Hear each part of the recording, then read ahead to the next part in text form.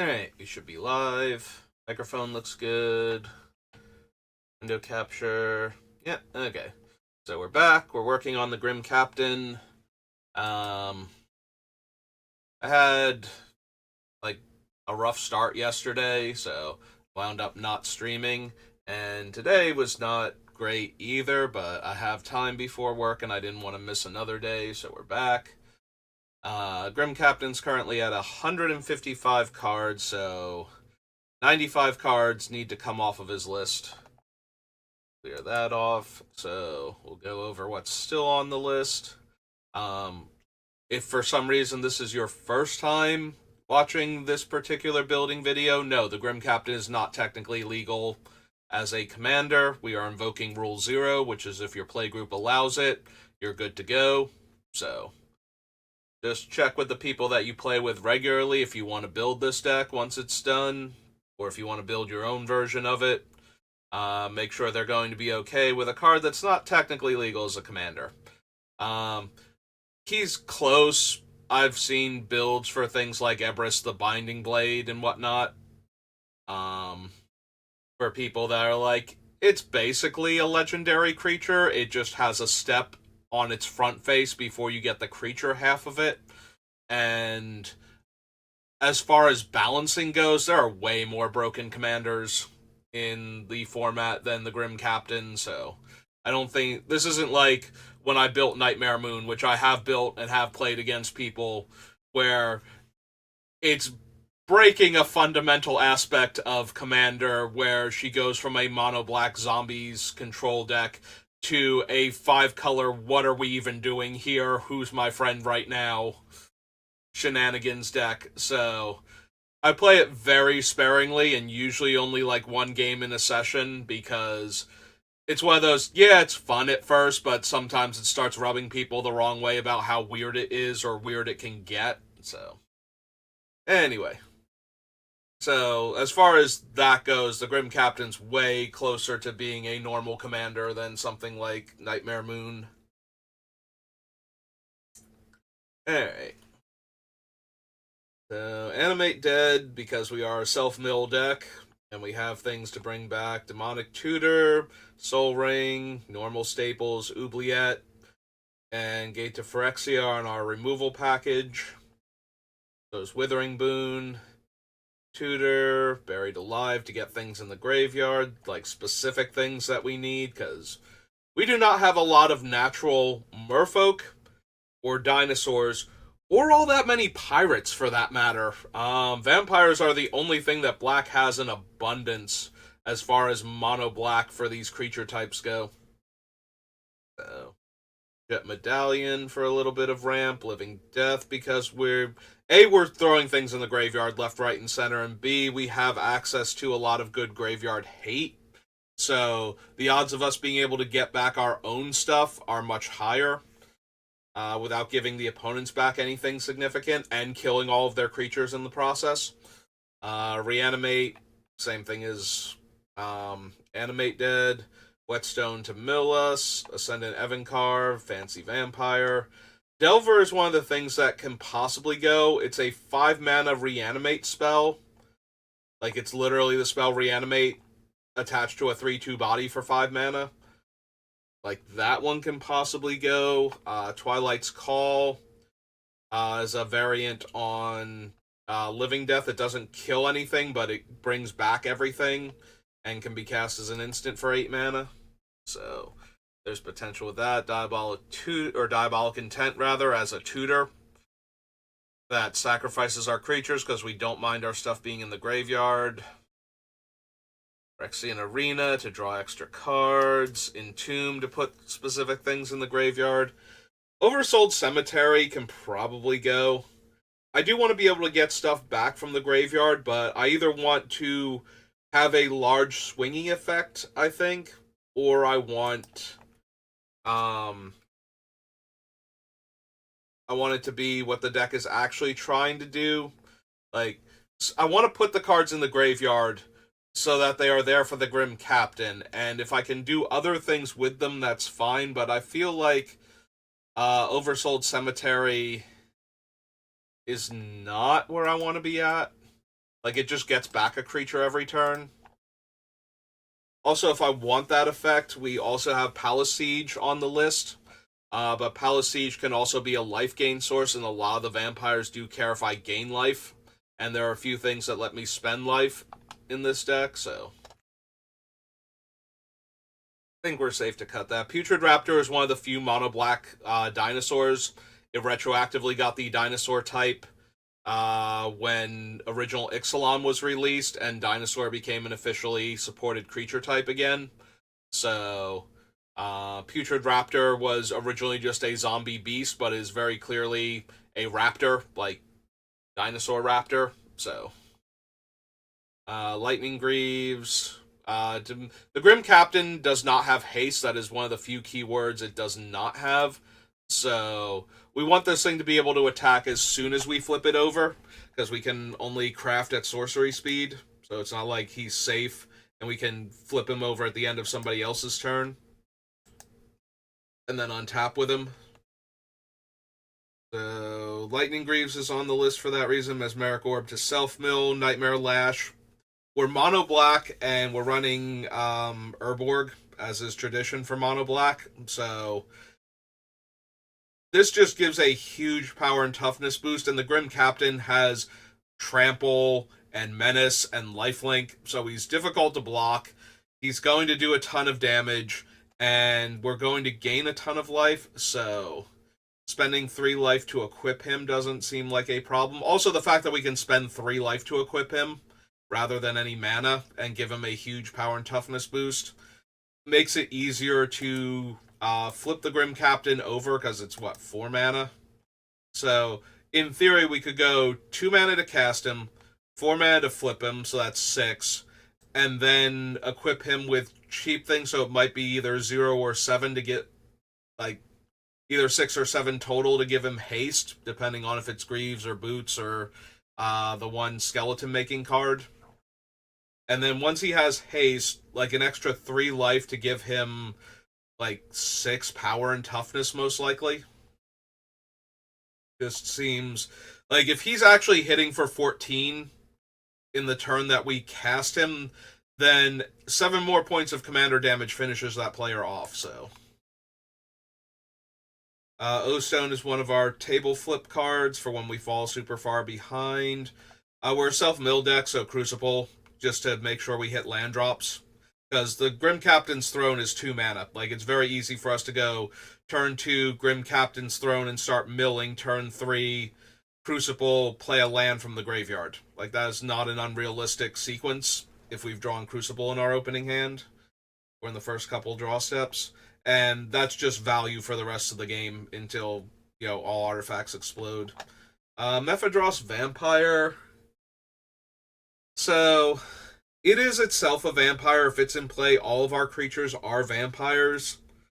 And we don't have many that aren't one of the other creature types anyway, so it's highly unlikely we want to turn one of our other creatures into a vampire rather than exile the Mephedros itself.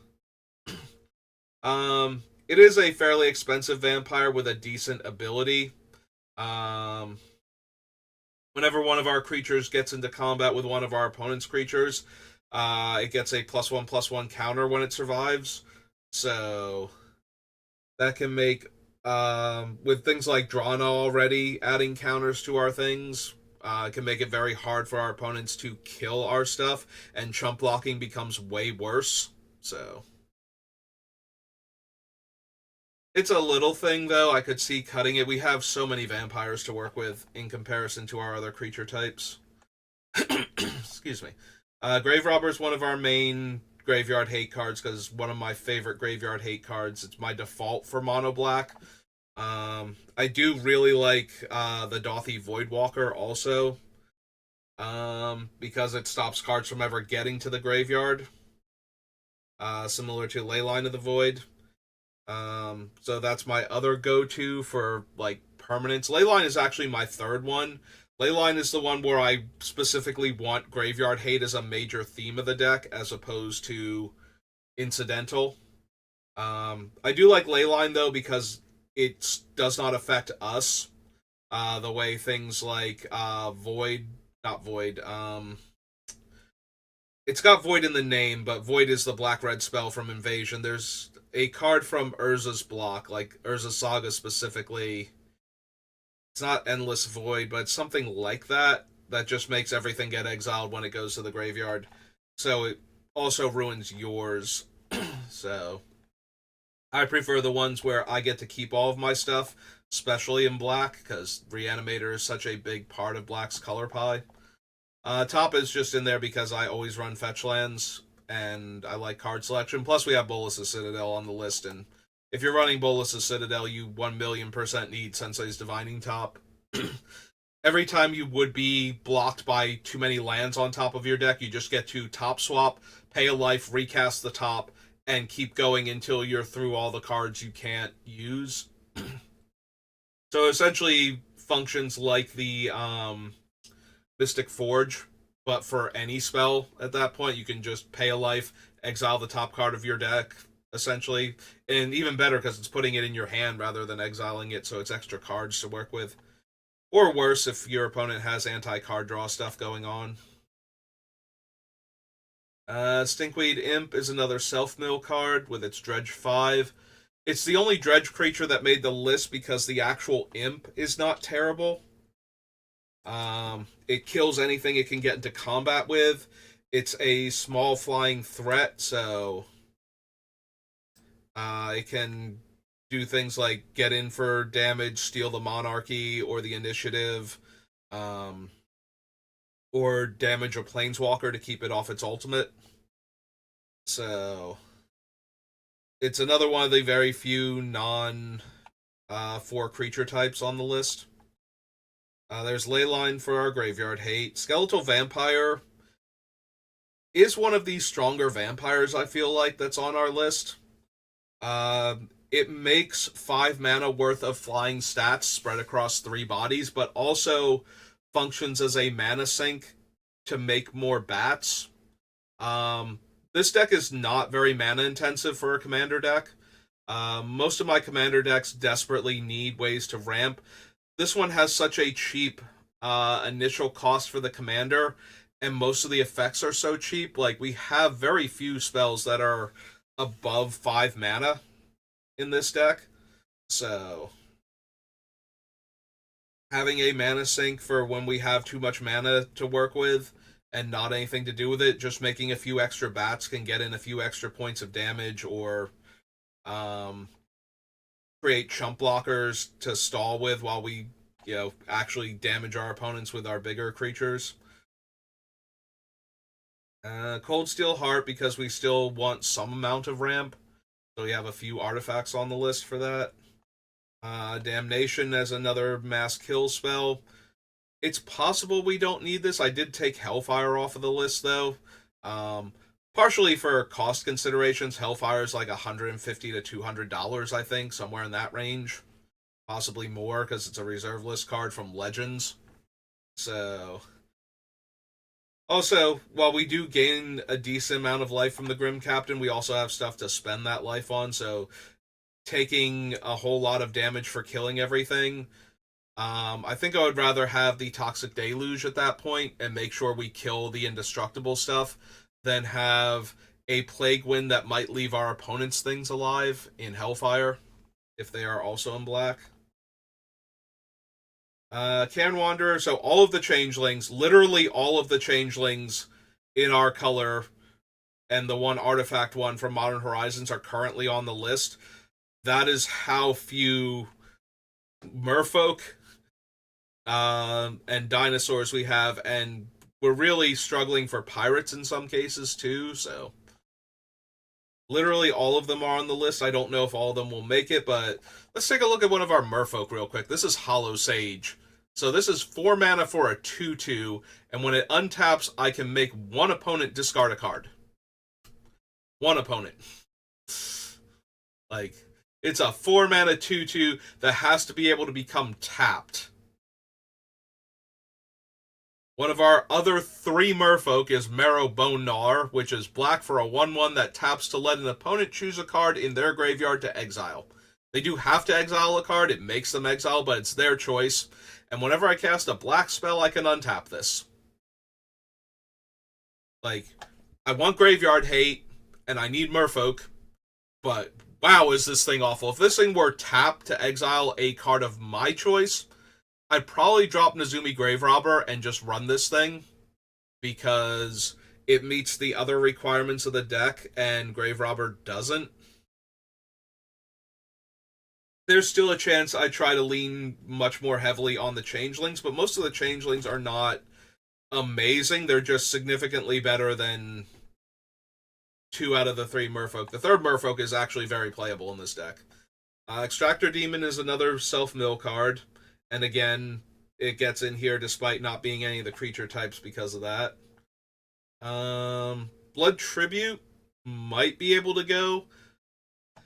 So I have a subset of cards. I have, since Aclazot's Bloodletter is a vampire and increases the amount of damage that I do to opponents during my turn. I also have Wound Reflection and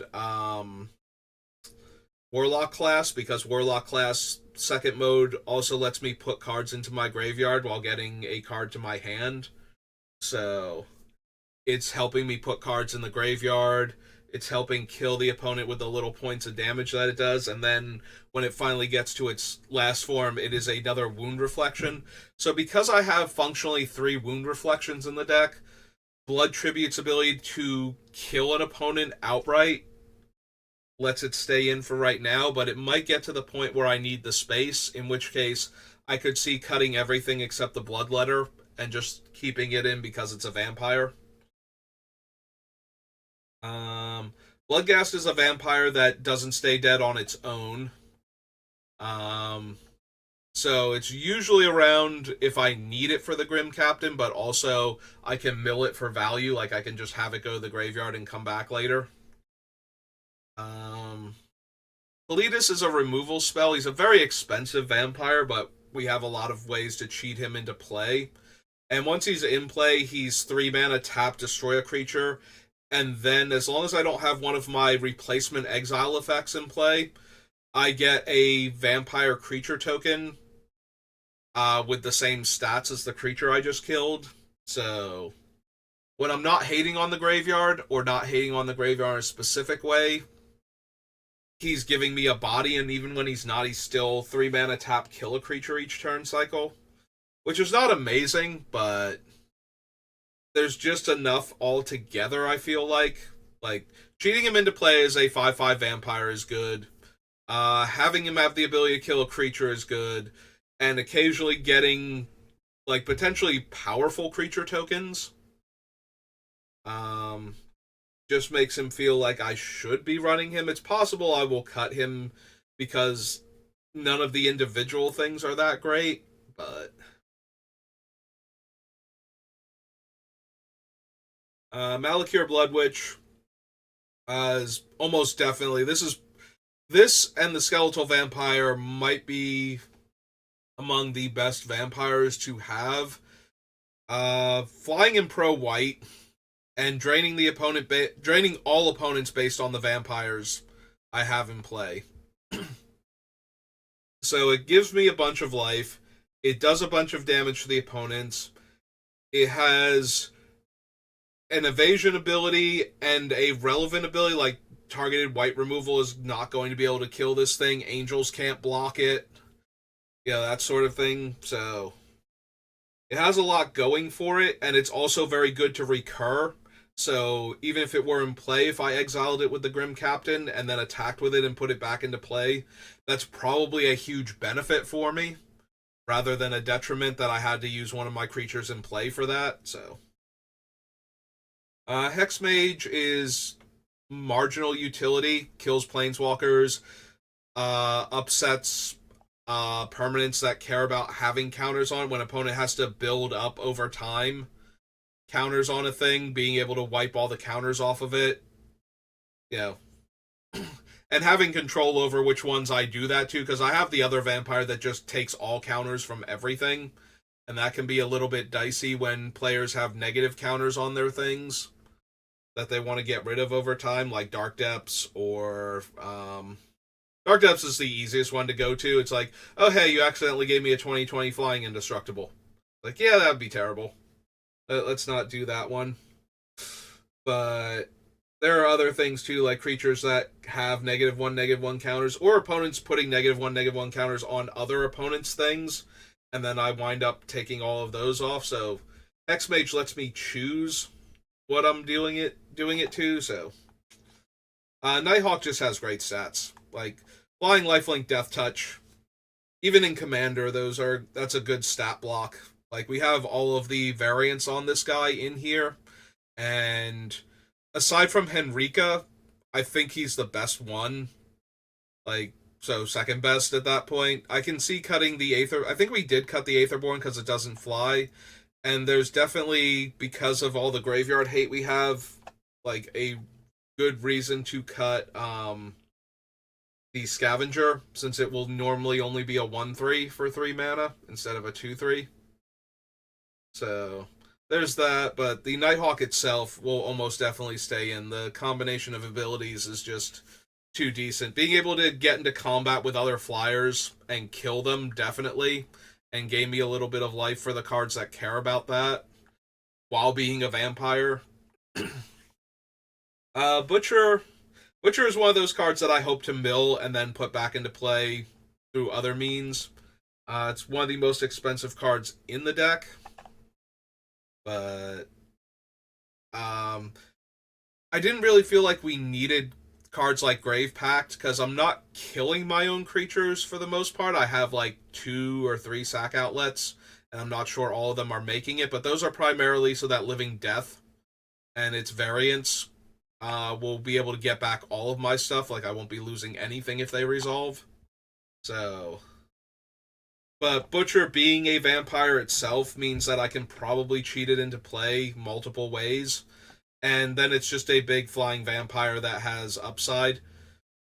And as long as I'm exiling the stuff, it doesn't really have a downside. It does if I can't exile my opponent's stuff and I wind up getting into a position where I have Living Death and would like to be able to cast it. I'm going to be like giving back too much. Bloodthrone Vampire, we need ways to sack things for Living Death. I don't know. Like, Viscera Seer is the definite one. But I have this one and the 3 mana version that gets a 1/1 counter instead of a +2/+2 until end of turn. But those are the 3 that have the best like free sacrifices, so that way I can cast the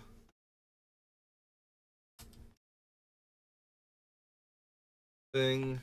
All the Dranas are on the list, and they're all decent. This Drana can kill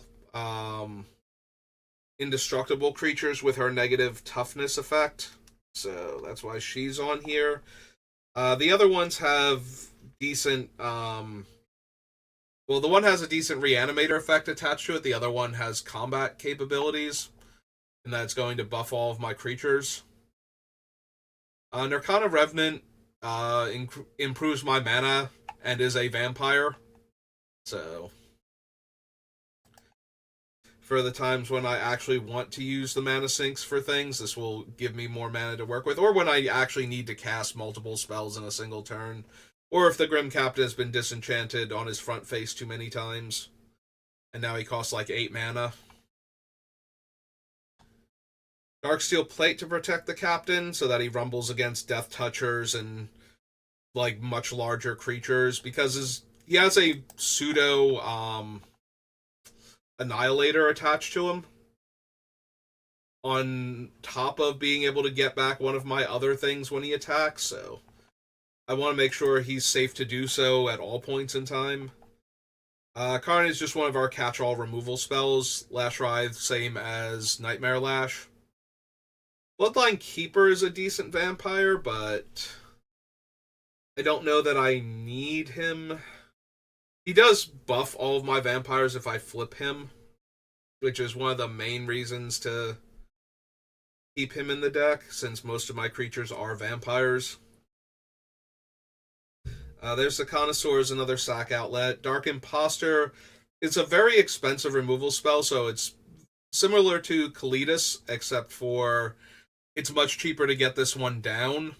And then it acts as a mana sink, and it exiles the creature, so there isn't any risk of reanimating them later.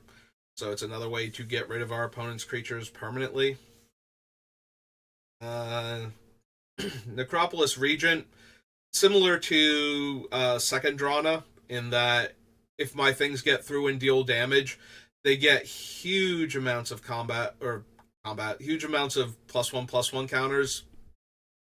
So anyone who barely survives the first attack, not only are they doomed, but now most of the rest of the table is probably doomed because now all of my creatures have doubled in power that got through, so lots of potential with that one. Also, it's another good one to cheat into play when I have a decent board position and suddenly I have this thing on the battlefield for essentially free or in addition to whatever else I was doing.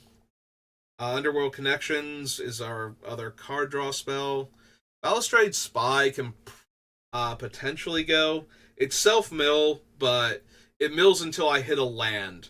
So I might not mill any of the things I desperately want to, and I might only mill one card in certain situations. So it's not great. It is a vampire, so that's why it's on the list and why Undercity Informant isn't. Crypt Gas can probably go. I had it on the list because I'm a mono black deck and it's another mana doubler for mono black, but it's not itself a vampire, which is why Nirkana Revenant's on the list, and I'm not as mana intensive to the point where I probably need that. In fact, we have enough self-mill that's better than Balustrade Spy. The fact that it's a vampire. If this were any of the other creature types, if Balustrade Spy was like randomly a pirate or something, it would almost definitely make the list, but there's Palace Siege. I have a bunch of ways to gain life, and putting a creature back in my hand every turn isn't as helpful as it sounds like it should be with a mill deck. Like, I'd rather cheat it into play or have it be in the graveyard for the Grim Captain, so I think we're good to cut that. There's Second Drana. First strike, and when she deals combat damage, I put a 1/1 counter on each of my attackers. So, getting into combat with her is going to grow my hordes, hopefully. Like, that's the goal anyway. Also, she's just a decently statted vampire, so 3 mana, 2/3 flying first strike is pretty alright as far as, like, smaller vampires go.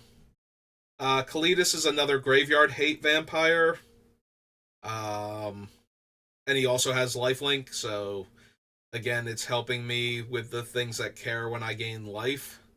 Indignation is a self-mill card that can hit me for as much as I can afford. Perpetual Timepiece, once it's in play, it's just tap to mill myself to, and then later on, I can shuffle back in the non-vampire spells or whatever that I wanted in my deck that I milled in the process, like leave all the vampires, merfolk, and shapeshifters and whatnot in the graveyard, and just shuffle back in removal spells and reanimation spells and whatnot. We'll have to figure out exactly which self-mill cards I'm going with. So Metallic Mimic has two things. It's either a cheap vampire that will buff all the vampires that come after it, or it's 2 mana to make it a merfolk, dinosaur, or pirate, depending on what I need, and then just immediately exile it with the Grim Captain when I flip him over. It might not make it to the end of the deck because that's not great. I really want to be grabbing back the stuff from my graveyard while maintaining the board position that we have. But this might be a you gotta do what you gotta do type card in order to get another merfolk or dinosaur into my deck and having an extra pirate lying around. We finally get to Ixalan and the actual pirates, because all of the pirates were in other colors up until this point. Which is weird. You would think pirates go into black, but no, pirates were mostly blue. Tracker lets me exile cards from opponents' graveyards to let it explore, so more graveyard hate. Dire Fleet Hoarder. makes a treasure, so it's cheap. So in the early game, when I do need mana more desperately, I can get mana from this. Also, I do have 3 sack outlets that I can use to kill this thing off early on if my opponents won't oblige me. And all 3 of them are cheap. They're literally 1, 2, and 3 mana, respectively, and then 0 to sacrifice. Ravager is one of the larger pirates, and it can do a lot of damage when it comes down, which is nice because it's not a cast trigger, so we can put it into play with the Grim Captain while it's attacking for a significant portion of damage and make everybody lose the third of their life, and then I deal combat damage and gain back the Grim Captain's current power, ideally. So, Grim Captain's Call is on theme and gets me back. Yeah, it gets me them back into hand, which is not exactly where I want them. Yeah, it's on theme, but I think we cut it. We don't need his call when we have him. He'll do it himself. Freebooter, very mediocre in multiplayer, where I have to choose an opponent and grab a card from that player's hand. But at the same time, it's a small pirate, so it's cheap to get down. It has flying, so everything I said about the cheaper flyers from the other section still applies, and it's one of the relevant creature types. And if we know somebody tutored for something in the early game, we can take it away from them before they have a chance to use it.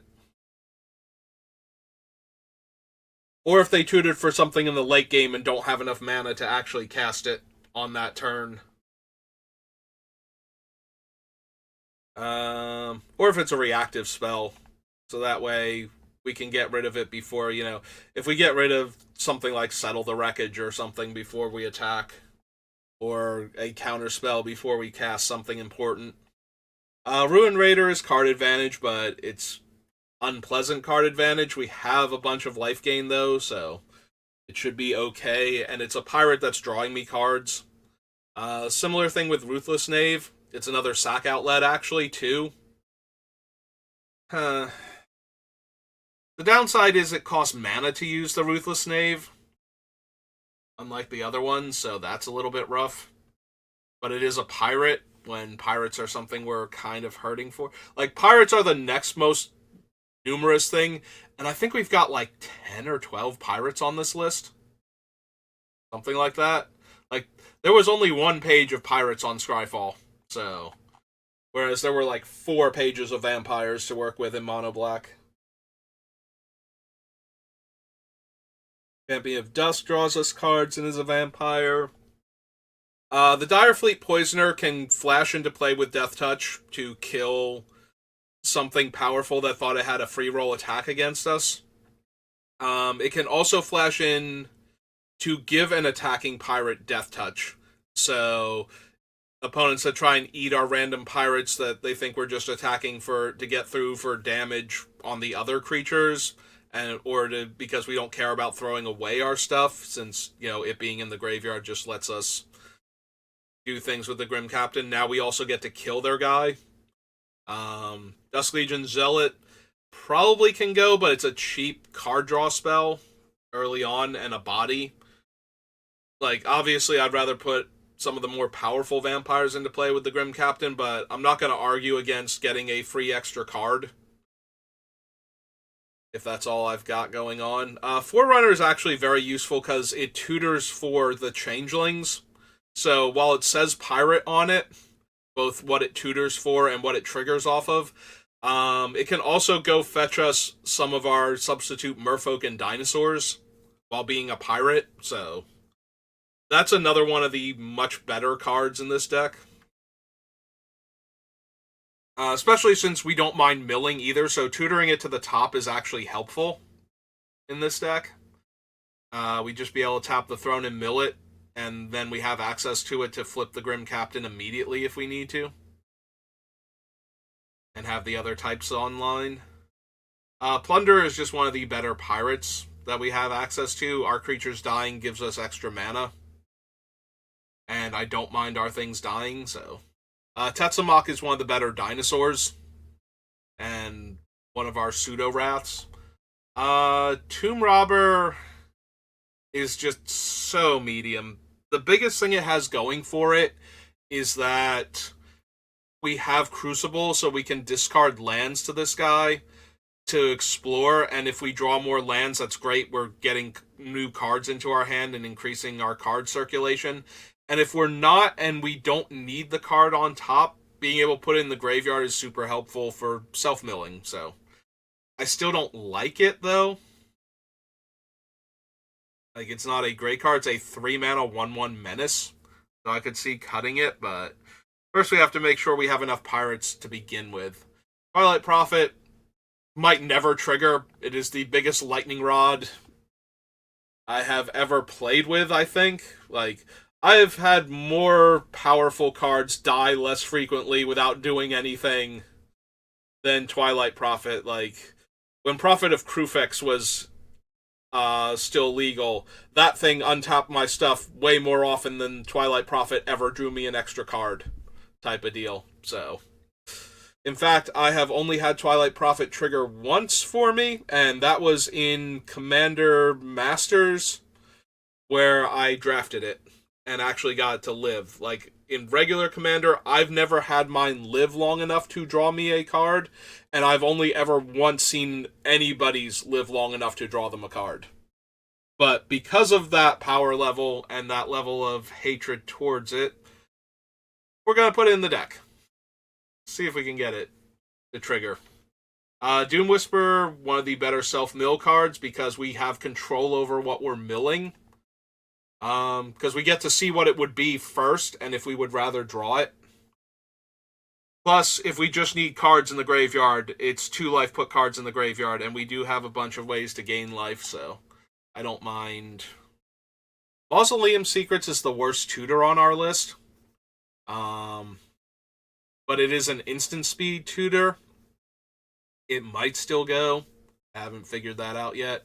Haunt of Hightower is a lifelink vampire that takes away opponents' resources when it attacks. So. And grows over time. Citadel is just insane. Like, seriously. This is probably my number 1 card that should be on the ban list in Commander, because every time I've played Bolas's Citadel, I've cast, like, somewhere between 10 and 20 mana worth of free spells in a single turn cycle. Like, the thing is just absurd, and combos so well with cards that I like to run anyway, especially things like Top and Fetch Lands. Murderous Rider is part of our removal package. Sir Conrad can mill us and punishes opponents for our deck doing what it's supposed to be doing, which is putting cards into our graveyard, then taking cards back out of our graveyard, and killing our opponent's stuff if the opponent's stuff actually hits the yard. So, and when we exile things that have hit the yard from their graveyard as opposed to replacement effects, he still might go. He still might not be strong enough, and he's not one of the important creature types. And we don't have a ton of room for creatures that aren't. Mire Triton is the merfolk that actually works in the deck. It mills us 2 when it enters the battlefield. It's a 2/1 death touch. So it gets buffed by Henrika's flip side, and it blocks, reasonably well for a 2/1 creature in a commander format. And it's milling us. So it's doing literally everything. Also, don't we gain life off of that? Like, Death Touch, enters the battlefield, mill 2 cards, and you gain 2 life, right? Yeah. Okay. So it's even got a little life gain.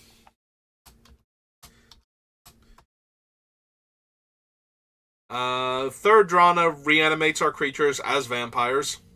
Again, not that big a deal that they're coming back as vampires, since that's our most prevalent creature type, but, it's not taking away their creature types to do that, and it's giving me more value, so yes. Feed the Swarm is Black's only targeted enchantment removal right now. Everything else is making opponents sacrifice enchantments, so just in case, as another removal spell that hits multiple card types. Null Priest is a reanimator and has lifelink, so, and is a vampire.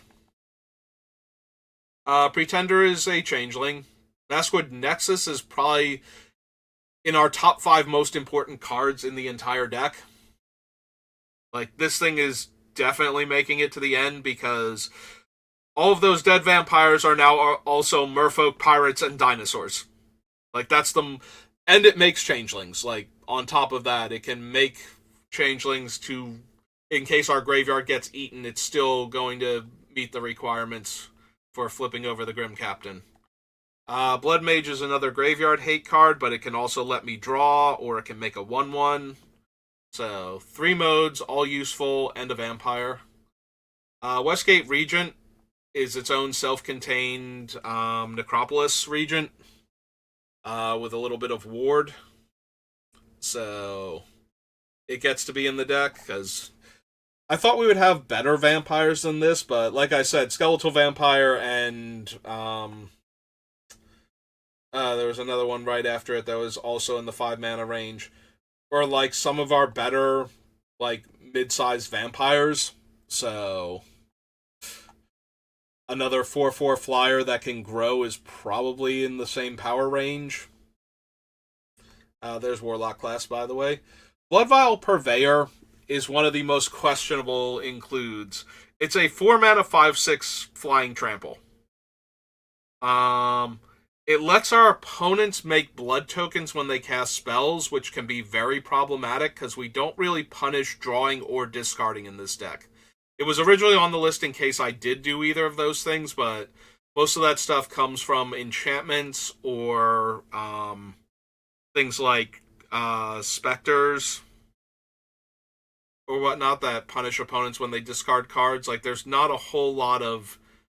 There aren't, like, any vampires that are really doing that, so... Because of that, the blood tokens are almost entirely downside. We would have to have other opponents punishing players for drawing extra cards or discarding extra cards in order for this to actually be a thing.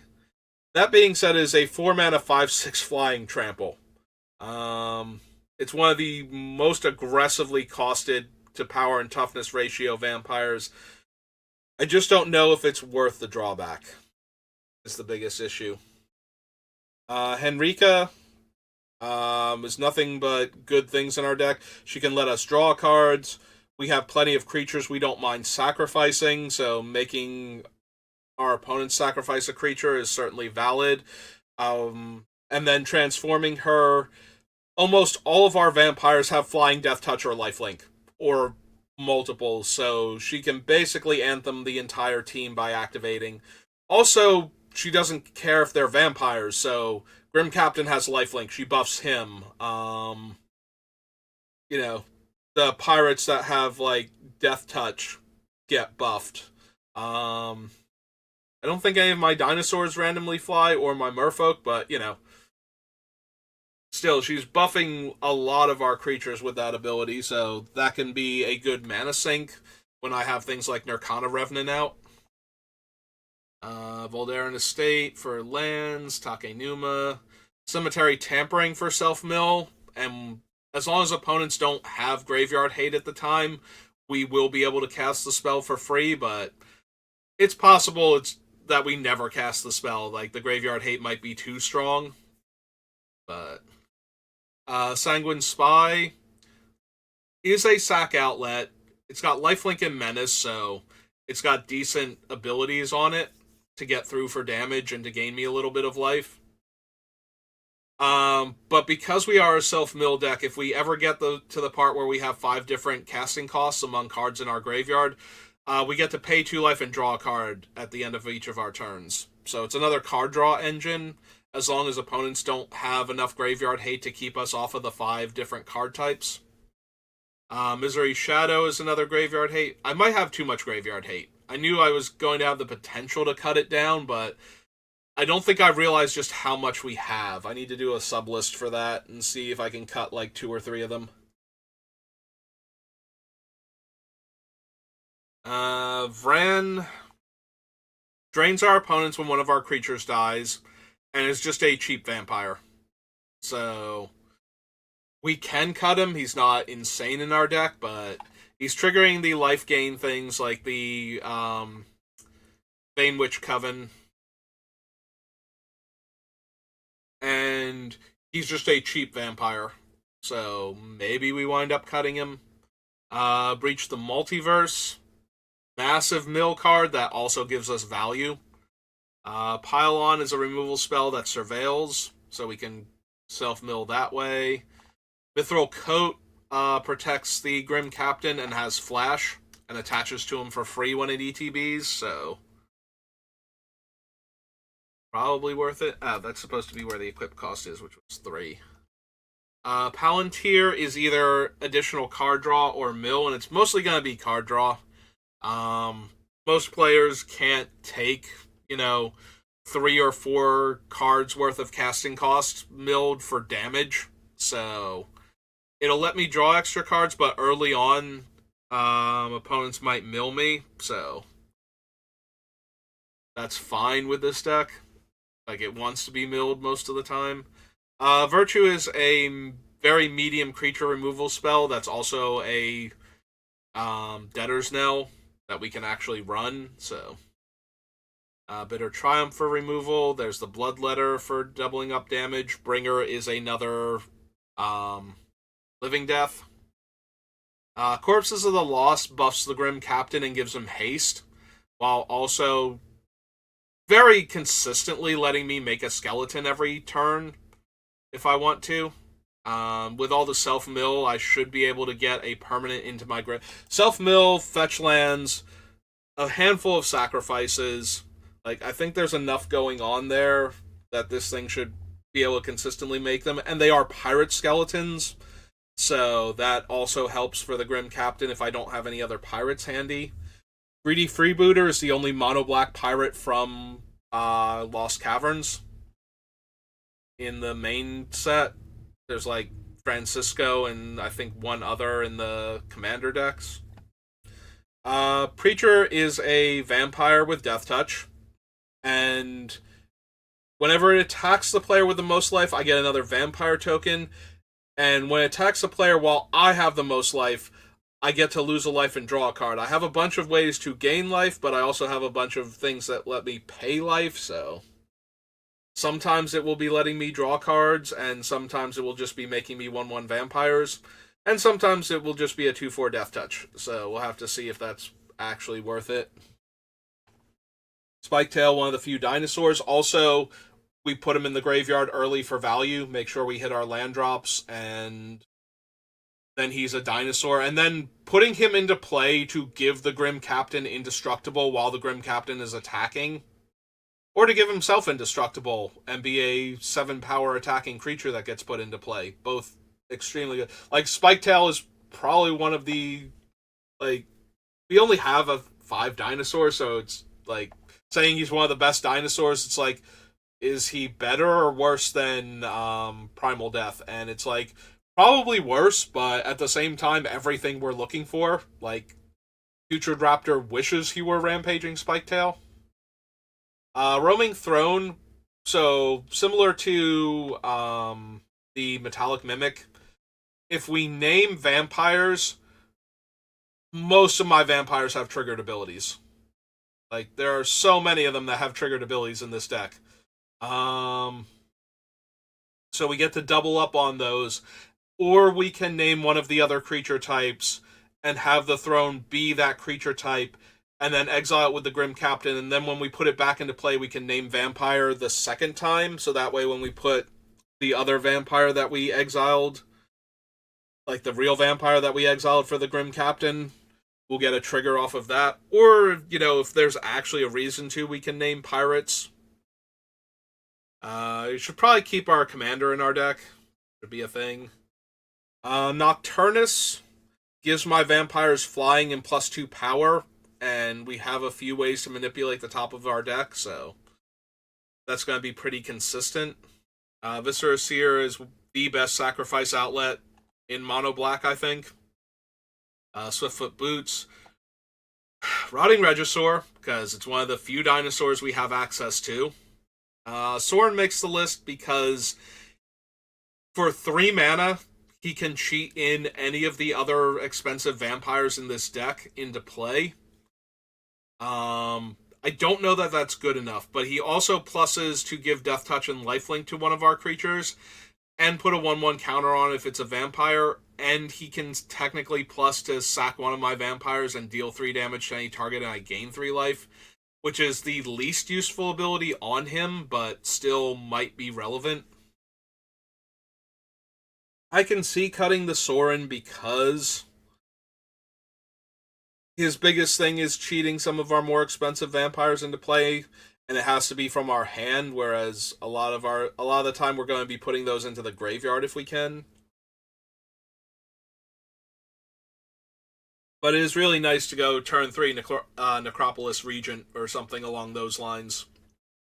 Put like a 6-drop vampire into play and make people deal with it.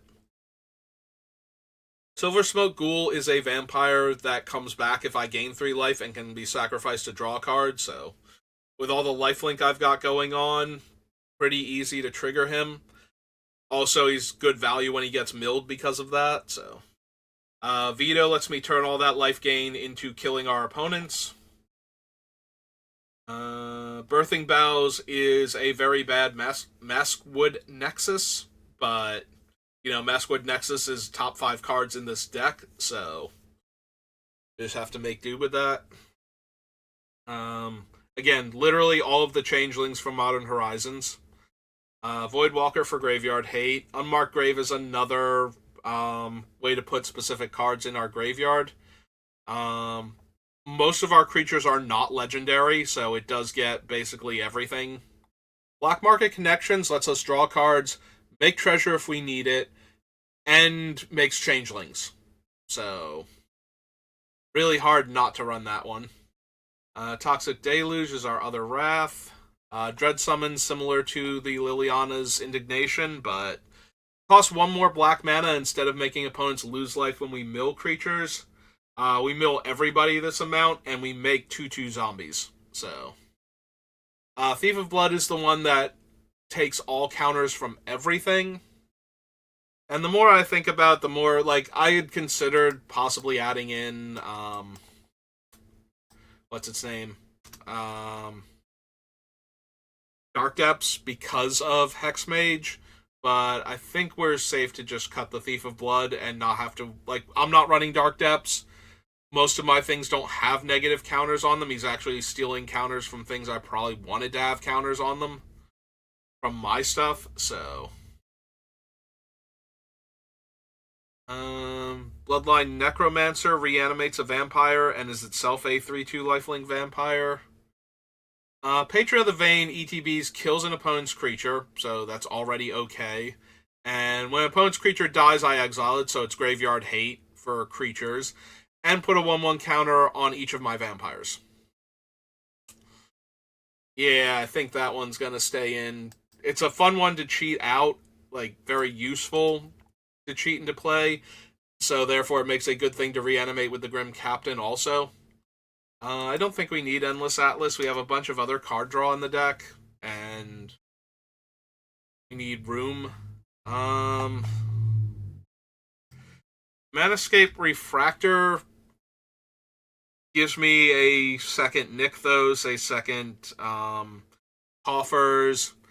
It only has the activate ability, so it's not like we would have a second Urborg functionally with it, so maybe that's enough of a reason to cut it. It's not insane, and I don't need the mana, so. Oh, hey, look at that. We spent an hour going over the cards to refresh my mind on what's in here, but we've also made almost 10 cuts just by doing that, so. Vainwitch Coven. We can pay we can pay when we gain life to regrow a creature, so if I don't want anything back, I can leave them in my graveyard, but if I do, I have a pretty easy time gaining life, so. Crossway Troublemakers gives all of my attacking vampires Death Touch and Lifelink, so. And when one of my vampires dies, I can pay 2 life to draw a card, so it's another card draw effect. Marie is a vampire, and we have like 3 assassins and 3 rogues, I think, and no mercenaries besides her. But when an opponent's creature dies, she exiles it with a counter on it, and then when one of those creatures deals damage to that opponent, I can remove the counter from a card in exile, so I can make a treasure, or make 2 treasures and draw a card. With all the other graveyard hate, I might not need her. But right now she's a vampire that gives me card draw and graveyard hate, so. The Exsanguinator Cavalry actually cares about knights, but itself is a vampire with menace and lifelink, and a couple of my other vampires are also knights, so the +1 counter on them and the blood token is fine. Maybe we cut this because it's not impactful enough. Throne of Eldraine taps for a bunch of mana and lets me draw 2 cards by spending 3 black mana, so. Francisco is one of the few pirates, and it makes all of my pirates better by letting Francisco explore, which, you know, throwing creatures into the graveyard is kind of a thing I want to do anyway. Skeleton Crew is a skeleton pirate that makes skeleton pirate tokens and doesn't stay dead, and buffs my skeletons and pirates, so it's buffing the Grim Captain, it buffs all of my other pirates, it makes more pirates so that I have pirates, and comes back from the dead on its own. Psychic Paper, I didn't go over this when we were up in Lorwyn because I got distracted by the changelings, but Psychic Paper and the Stalactite allow me to equip them to creatures to make them the creature type that we're missing, so similar to how, like, again, the Maskwood Nexus doing it for creatures in the graveyard is way better, I think, than giving it to the creature in play, but you do what you have to make the deck work. And we're already constrained with the number of relevant creatures we have of certain types. Creeping Bloodsucker is okay as far as cheap vampires go. We might be able to cut him, though. Then we get into one of the weirdest things I was not prepared for, and that is there are 2 vampires in Unfinity. There are technically 3, but 2 of them open attractions. Out of the attractions that we can open, most of them are kind of meh, like, but we're really concerned with the Hall of Mirrors especially. So when I go to the Hall of Mirrors, I choose one of my creatures, and all of my creatures become non-legendary copies of that creature until end of turn. So the Grim Captain is a 7/7 keyword soup abomination that makes all opponents sacrifice a non-land permanent when it attacks. If all of a sudden I went from having like 2 bat tokens and like 4 other creatures in play and the Grim Captain to having 7 copies of the Grim Captain and attacking with 7 copies of him, I think the amount of damage that potentially deals. It's very hard to set this up, though.